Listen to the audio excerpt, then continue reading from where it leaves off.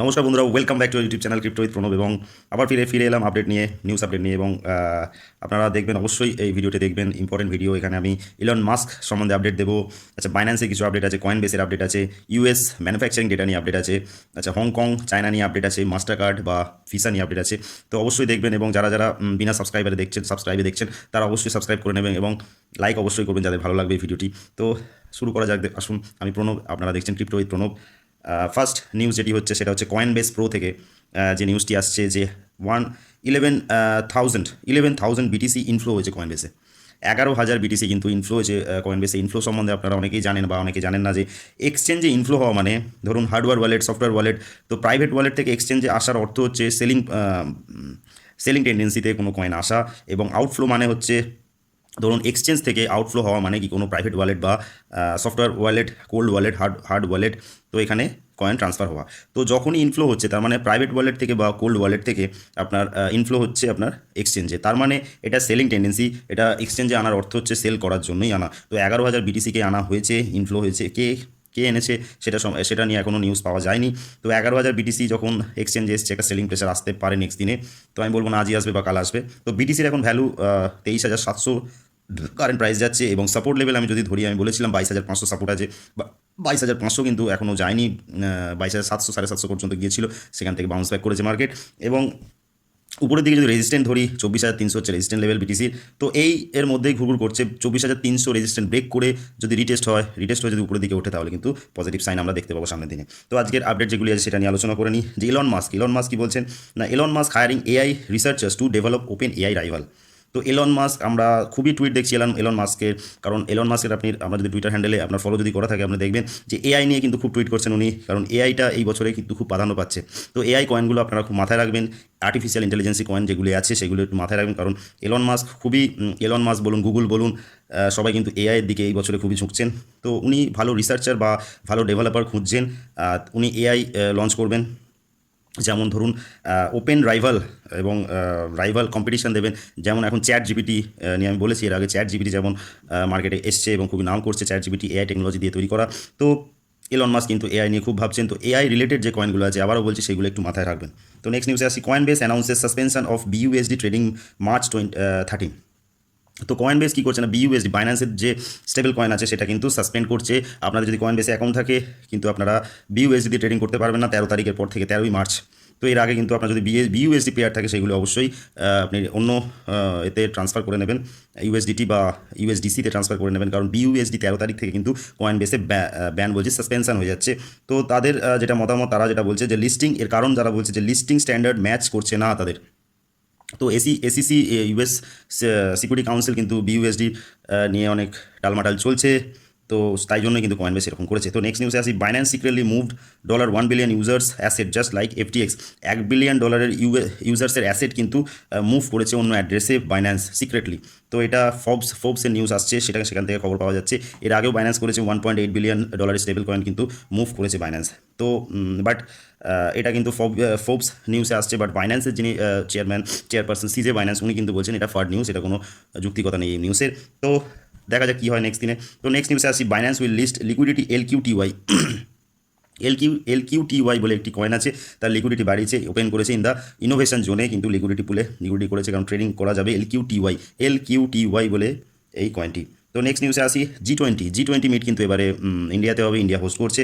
তো finance chiefs widely recognise crypto poses major financial stability risks, শেষ RBI Indian central banks governor. তো এটা তো আমরা অনেকবারই শুনেছি যে অনেক দেশেরই ব্যাংকিং যারা গভর্নর আছে, ব্যাংকিং ব্যবস্থা যারা দেখাশোনা করেন, তারা কিন্তু ক্রিপ্টোকে পছন্দ করেন না, ক্রিপ্টোকে নিয়ে তারা ব্যান করার জন্য বলেন। তো উনি বলছেন যে ফাইন্যান্সিয়াল স্ট্যাবিলিটি রিস্ক আছে যদি ক্রিপ্টোকে মূল স্ট্রিমে যদি আপনার রেগুলেট করা হয়। তো উনি আগে থেকেও একই কথা বলছেন।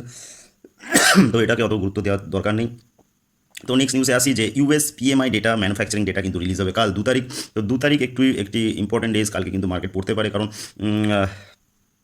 মানে আজকে ভিডিওটা রিলিজ হবে। তো 2 তারিখে PMI data, manufacturing data release হবে। এবং হংকং স্টক জাম্প করেছে, কারণ ম্যানুফ্যাকচারিং ডেটা কিন্তু চায়না রিলিজ করেছে। তো চায়না কি বলছে না, Hong Kong stock jump to 4%, China's factory activity reading hits highest level since 2012।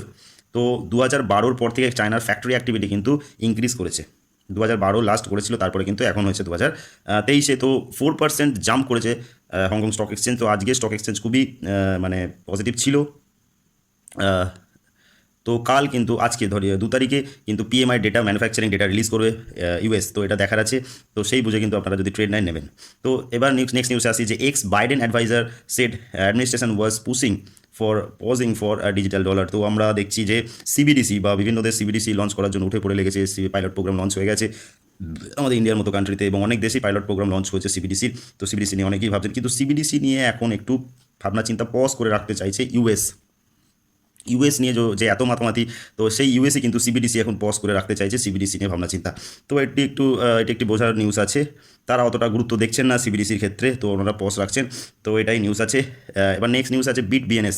আপনারা জানেন ইন্ডিয়ান এক্সচেঞ্জ বিট বিএনএস অনেকেরই অ্যাকাউন্ট আছে এই বিট বিএনএসে। তো আগের বছরে একটি 2 তারিখ ফেব্রুয়ারি 2 তারিখে একটি নিউজ এসেছিল 2022 সাল 2 ফেব্রুয়ারি, যেটা ছিল কিনা system maintenance in progress, we have identified the issue and working with AWS to resolve it. তো সিস্টেম মেনটেন্যান্সের জন্য কিছুক্ষণ বা একদিনের জন্য হয়তো এক্সচেঞ্জ বন্ধ ছিল, এবং সেটা দেখানো হয়েছিল যে সিস্টেম মেনটেন্যান্স আছে।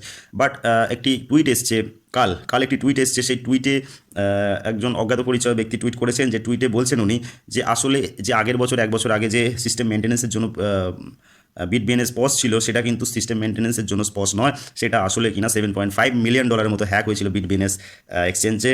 তো এটার জন্যই কিন্তু তারা কিন্তু নিউজটাকে তারা ছড়ায়নি, তারা দেখিয়েছে যে সিস্টেম মেনটেন্যান্স হচ্ছে। তো সেন্ট্রালাইজ এক্সচেঞ্জ আমি বলবো না সেফ আছে, কোনো এক্সচেঞ্জই কিন্তু সেফ নয় সেন্ট্রালাইজ। তো আপনারা যদি ম্যাক্সিমাম হিউজ পরিমাণ টাকা ইনভেস্ট করতে চান, তো hard wallet, software wallet, trust wallet এইসবের দিকে যেতে হবে। বাট ট্রাস্ট ওয়ালেটে যদি কথা ভাবেন আপনারা, তো বিগ অ্যামাউন্ট ছাড়া কিন্তু ট্রাস্ট ওয়ালেটে, বা বিগ অ্যামাউন্ট ধরুন, বা আপনি ধরুন 5 বছর 10 বছর আপনি হোল্ডে রাখতে চান, তাহলেই কিন্তু ট্রাস্ট ওয়ালেট বা মেটামাস্ক ওয়ালেটে যাবেন, কারণ এখানে প্রচুর চার্জেস। অল্প টাকা এখানে ইনভেস্ট করে কিন্তু আপনি কোনো লাভবান হবেন না, চার্জেস আপনার সব কেটে নেবে। তো প্রথমত আপনি যদি লং টার্মের জন্য হোল্ড করতে চান তাহলে একদম ঠিক। আর সেকেন্ড হচ্ছে আপনাকে হিউজ টাকা ইনভেস্ট রাখতে হবে, তাহলে কিন্তু চার্জেস কিন্তু ওখানে অনেক বেশি। তো সেন্ট্রালাইজ এক্সচেঞ্জে আপনি ট্রেডিং করুন এবং কিছু ছোটোখাটো ইনভেস্টমেন্ট সেন্ট্রালাইজ এক্সচেঞ্জে করুন, সেটা কিন্তু ঠিক আছে। এখনও পর্যন্ত কোনো এক্সচেঞ্জে সেফ নয়, এখনও দেখা যাচ্ছে। তো নেক্সট নিউজে আসি ভিসা মাস্টার কার্ড খুব শীঘ্রই নিজের কয়েন লঞ্চ করতে চলেছে, ভিসা এবং মাস্টার কার্ড। তো মাঝে নিউজ আছে যে তারা এখন পজ রাখতে চাইছে তাদের এই পরিকল্পনাটি, বাট তারা পজ রাখছে না, তারা টুইটে জানিয়ে দিয়েছে তারা খুব শীঘ্রই লঞ্চ করছে ভিসা বা মাস্টার কার্ডে কোনো কয়েন আসছে মার্কেটে, এটা তারা শীঘ্রই লঞ্চ করবে। তো এটা একটি নিউজ। তো লাস্ট নিউজে আসি শিবাইনু নিয়ে নিউজ। তো শিবাইনুটি নেগেটিভ নিউজ, একটু মন দিয়ে শুনুন। 300 billion before billion 300 billion Shiba dump in 24 hours. বিগত 24 ঘন্টায় 300 বিলিয়ন শিবা কিন্তু ডাম্প হয়েছে, শিবা ইনু কিন্তু ডাম্প হয়েছে। Is words for Shiba just beginning. এটা কি ওয়ার্ডস বিগিনিংয়ের জন্য বিগিনিং হচ্ছে সূত্রপাত, ওয়ার্ডসের কি সূত্রপাত হচ্ছে, এটা একটি টুইট এসছে। তো ভাইজার বলে একটি ক্রিপ্টো সংস্থা আপনারা শুনেছেন, ক্রিপ্টো লেন্ডিং সংস্থা, যারা দেউলিয়া হয়ে যায়, তো তারা কি করছে, তারা কিন্তু শিবা ডাম্প করছে। $3.75 মিলিয়ন মতো কিন্তু শিবা তারা সেল করছে, এবং বিগত ফেব্রুয়ারিতে কিন্তু 870 বিলিয়ন শিবা সেল হয়েছে $10 মিলিয়ন। 870 বিলিয়ন শিবা সেল হয়েছে অনলি $10 মিলিয়ন, এবং ভাইজার্স $3.75 মিলিয়ন শুধুমাত্র লাস্ট 24 ঘন্টায় কিন্তু সেল করেছে। তো আমার মনে হয় না শিবা কিন্তু অতটা ডাম্প এসছে শিবা প্রাইসে, কারণ শিবা প্রাইসে একটা ভালো সাপোর্ট লেভেল 0.4x01109 এবং 0.4x01135, এই লেভেলটা আপনারা ধরে রাখবেন। 0.4x01135 এবং 0.4x01109 এই সাপোর্টটা কিন্তু হোল্ড করছে শিবা। কারেন্ট প্রাইস কিন্তু এর উপরে আছে 0.4x01226 হচ্ছে এখন কারেন্ট প্রাইস, আর সাপোর্টটা বলে দিলাম 1109 আর 1135 হচ্ছে শিবার সাপোর্ট। তো এই হলো আপডেটেড নিউজ। তো যদি নিউজটা ভালো লাগে অবশ্যই সাবস্ক্রাইব করবেন এবং লাইক অবশ্যই করবেন। নমস্কার, আবার দেখা হবে।